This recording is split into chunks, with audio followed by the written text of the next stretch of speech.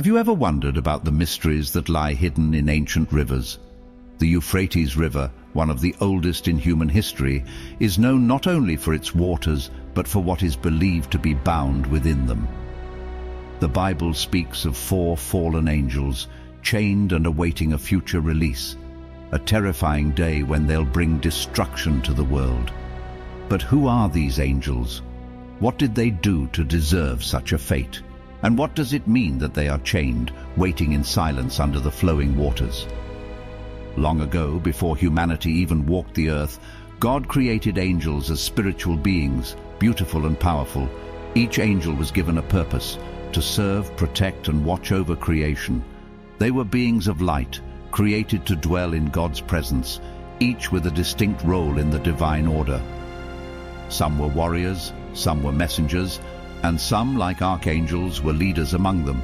But among these angels, some chose a darker path, a path that would forever alter the destiny of humanity and lead to their own imprisonment.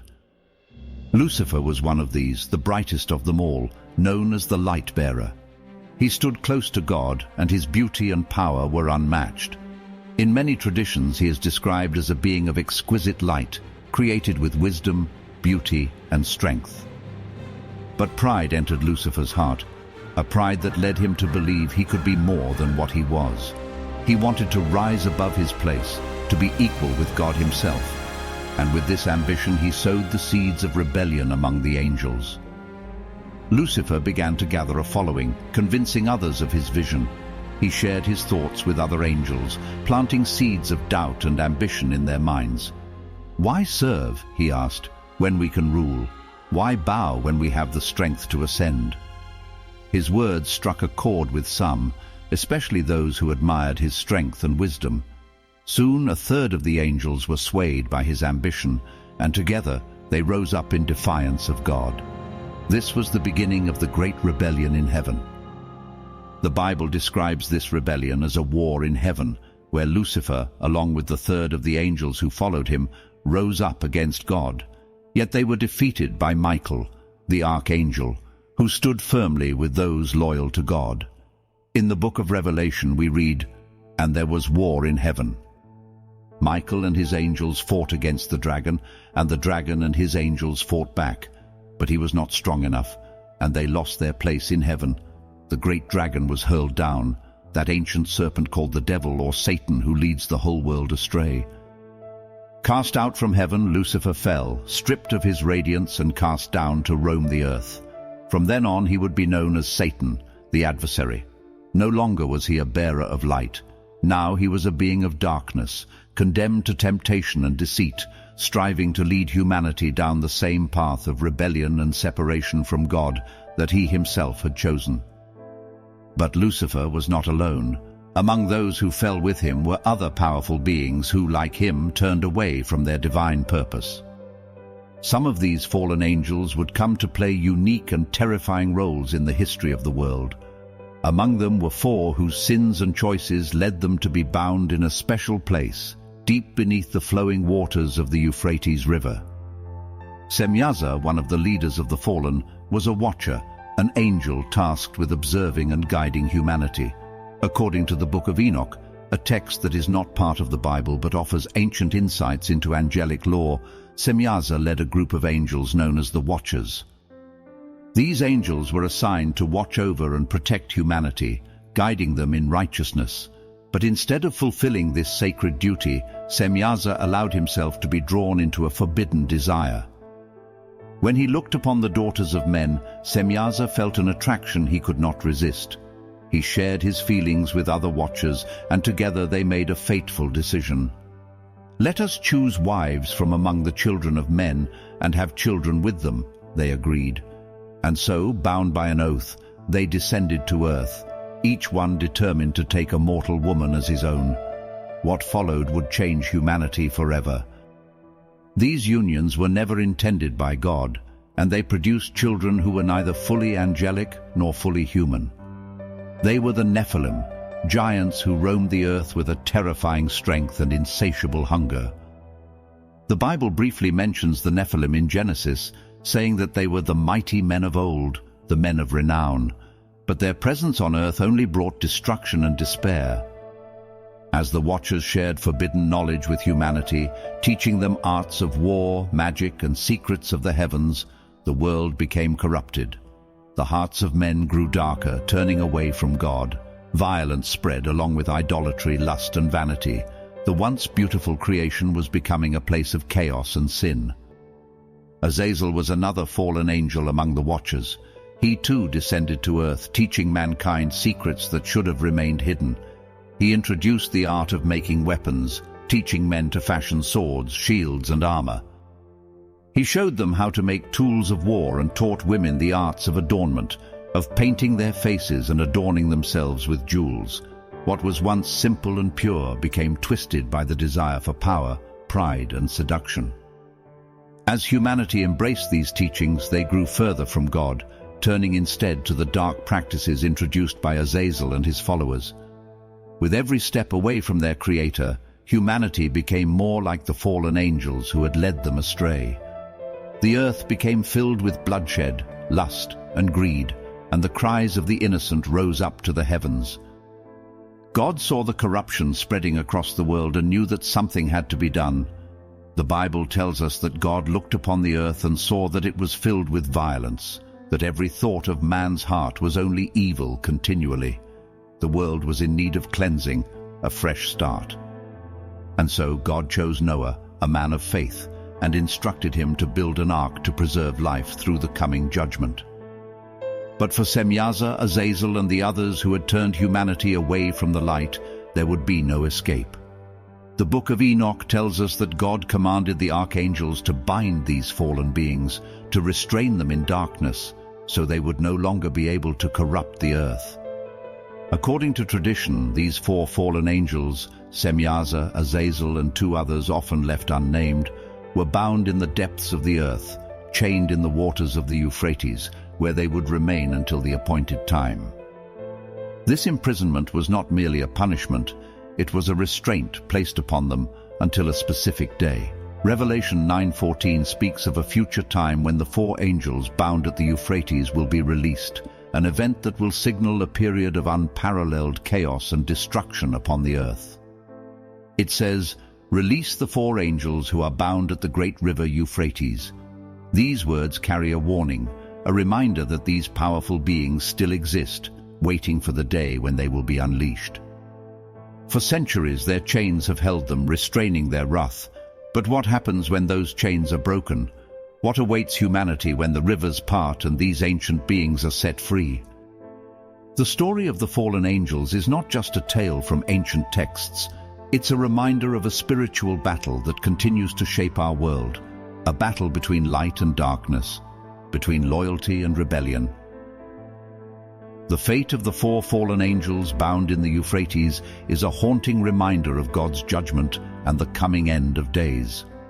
Unlike other fallen angels who were cast to roam the earth, these four were uniquely dangerous, powerful, and deemed too great a threat to remain unbound. Their imprisonment speaks to a power beyond human comprehension, a force so potent that even now, centuries later, their influence lingers in the prophecies of the Bible. These four beings are not merely waiting, they are held for a purpose, restrained until a divine plan is set into motion. The Apostle John in the book of Revelation reveals that their chains will one day be loosed, releasing them upon the earth to fulfill a specific and terrifying role in the final days of humanity. This release is not arbitrary. It's part of a predetermined sequence of events that mark the end times, a sequence that God himself ordained. Revelation 9:14-15 says, "Release the four angels who are bound at the great river Euphrates." And the four angels who had been kept ready for this very hour and day and month and year were released to kill a third of mankind. The imagery is powerful. Beings chained for ages, held back until an exact moment, prepared and awaiting a command that will signal the unleashing of death and devastation across the earth. The destruction these angels bring is not just physical, it is spiritual, a sweeping reminder of the consequences of rebellion and the power of divine justice. Why were these four chosen to be bound in such a specific and ancient place? The Euphrates River is not an ordinary location. It has a significant place in biblical history, symbolizing boundaries and blessings and even judgment. From the Garden of Eden to the lands of ancient Babylon, the Euphrates has been both a cradle of civilization and a dividing line between holy and unholy lands. It is fitting, then, that this river, steeped in biblical meaning, should be the site where these powerful beings await their time. Imagine the day when the Euphrates River, flowing as it has for thousands of years, begins to dry up or part. In that moment, the barriers holding these ancient angels will fall, and they will rise once again to fulfill their dark purpose. The idea is both mesmerizing and terrifying. Beings from a time long before humanity, beings whose power was enough to reshape the fate of early creation, once again stepping into the world.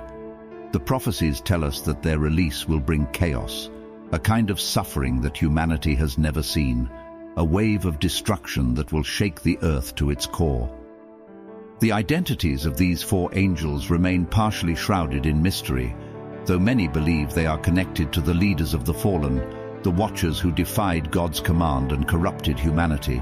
Semyaza, who led the Watchers, could be among them, along with Azazel, who incited violence and vanity. The other two are unnamed in tradition, but their roles are no less ominous.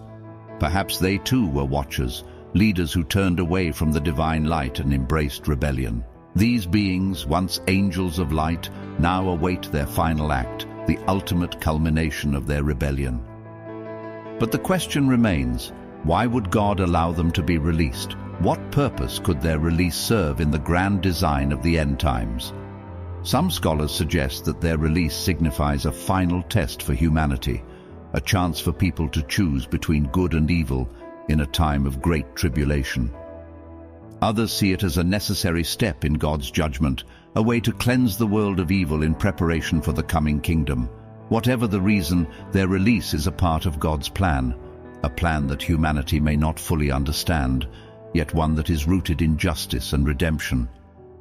Throughout history, stories of these fallen angels and their influence have inspired both fear and fascination. Ancient writings and traditions warn of the consequences of turning away from God, using the tales of Semyaza, Azazel, and the others as examples of what happens when beings of light choose darkness. Their stories have become symbols, reminders that even the most beautiful and powerful can fall, that even the closest to God can be led astray by pride, envy, and ambition. In some traditions, these angels are seen as cosmic forces, representing aspects of the human struggle against sin and temptation. Semyaza, with his desire for earthly beauty, reminds us of the dangers of lust and obsession. Azazel, with his gifts of war and vanity, shows the destructive path of pride and violence. Together, they represent the forces that pull humanity away from divine truth and towards self-destruction. But despite their immense power, these fallen angels are not outside God's control. Their very chains are a testament to His sovereignty. No matter how great their rebellion, they are still bound by His will, held in a place where their influence is limited, waiting for the time when their release will serve a divine purpose. And that time, according to prophecy, will be one of the final steps before the establishment of a new heaven and a new earth. The release of these angels, as frightening as it may seem, also serves as a reminder of hope. The Bible teaches that even in times of great tribulation, those who remain faithful will be saved, that God's justice is always paired with mercy for those who seek Him. The book of Revelation is not only a prophecy of doom, but a promise of renewal, a vision of a world where evil is finally defeated and God's kingdom is established in full.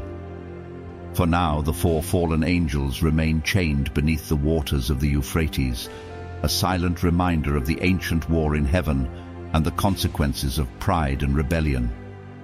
But the day will come when those chains are broken and their purpose is fulfilled. Until that day, their story continues to serve as a warning, urging us to stay vigilant, to remember the power of God's justice, and to choose the path of light over darkness. These ancient beings who once walked among the stars await their moment. They stand as examples both of the beauty of creation and the tragedy of rebellion, showing us the duality that exists in all beings. the capacity for both incredible goodness and unimaginable darkness. They remind us that choices matter, that paths taken cannot always be unmade, and that even angels are accountable to their Creator. And so, the Euphrates River flows on, its waters concealing an ancient secret, a promise of judgment and redemption intertwined. Humanity walks the line between these two forces, held by a fragile thread of choice. And as we live, as we choose our paths, we do so knowing that one day these forces will be unleashed, not by chance but by divine design, to bring about the ultimate fulfillment of prophecy.